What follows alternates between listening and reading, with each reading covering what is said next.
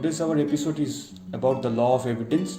We will discuss about the admission. So, without wasting any time, let's start.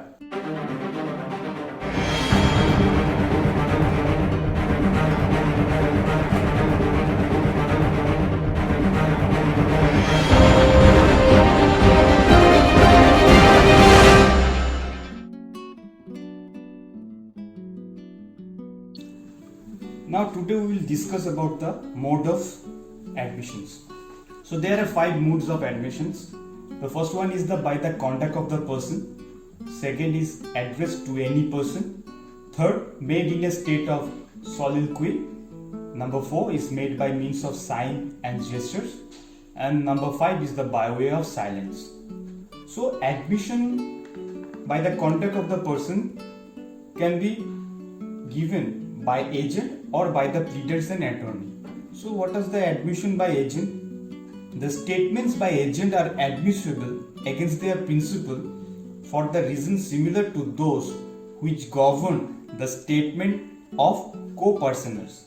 The principal constitute the agent as his representative in the transaction of certain business. Therefore, whatever the agent does in the lawful transaction of that business is the act of the principal. So the statement and the admission respecting the subject matter will also bind him if made at the same time. So it should be borne in the mind that the admission of the agent binds the principal only when made during the continuance of the agency. If he was not under the continuance of the principal, then it cannot be admitted. So the main point should be noted, that is when made during the continuance of the agency.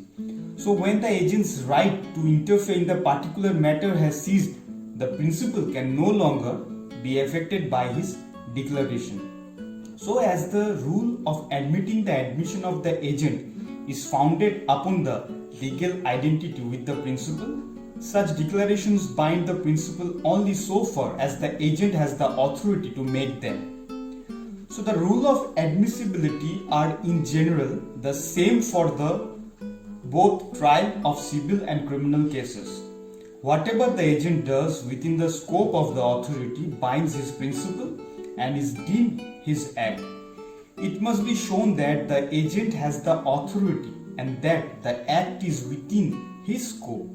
It is known and familiar principle of criminal jurisprudence that he who commends or procures a crime to be done, if it is done, is guilty of the crime and the act is his act. Sometimes it so happens that the agent is quite innocent and the principal is held guilty, as in the case of infants and idiots who are employed to administer the crime. Now moving on to the admission by pleaders, attorney and counsels.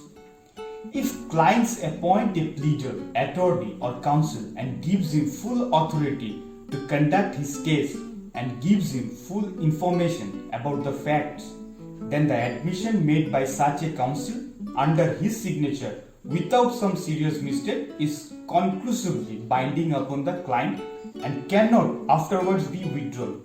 It cannot be withdrawn because the principle of estoppel will be applied.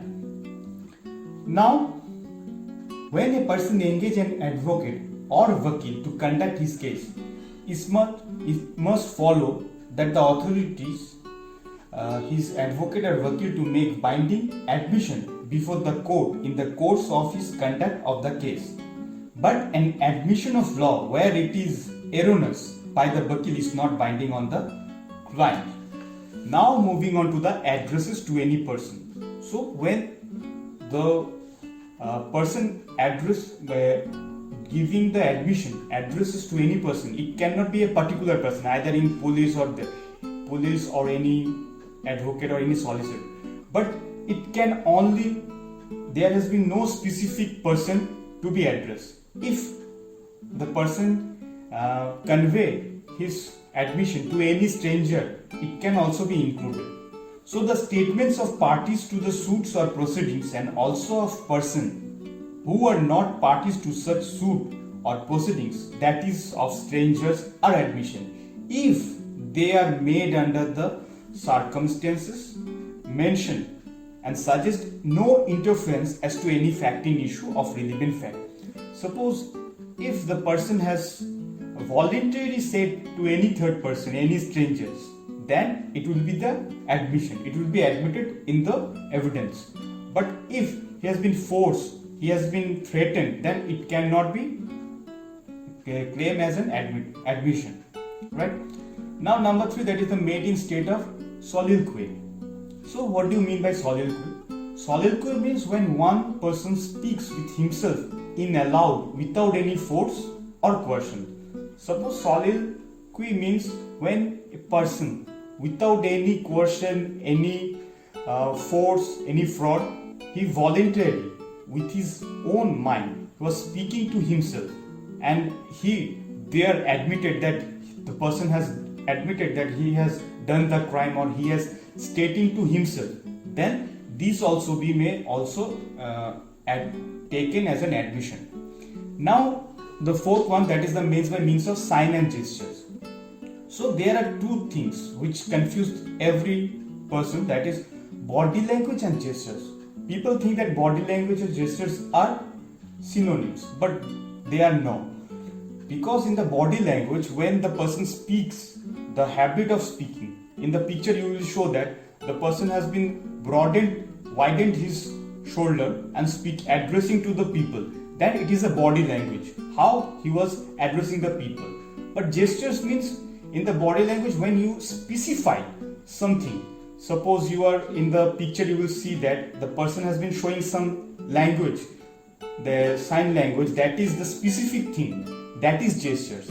So any body language or gestures from which the conduct of the party, the conduct of the person can be gained, then it will be admitted. Now the last one is that by way of silence. So it has been said that mere silence is acceptable. Suppose if someone asking you that, or someone telling the person that have you done the crime, he has said yes or no, then will be that the silence of that person will not be granted as an admission. But when the positive feedback will be given, suppose the person has been told that you have killed that person, right? But he was said nothing, then the mere silence will be accepted as mere silence will be acceptable as an admission, because the person, when he was not denying anything, that means he was accepting that he has killed the person. So this will be allowed as a mode of admission.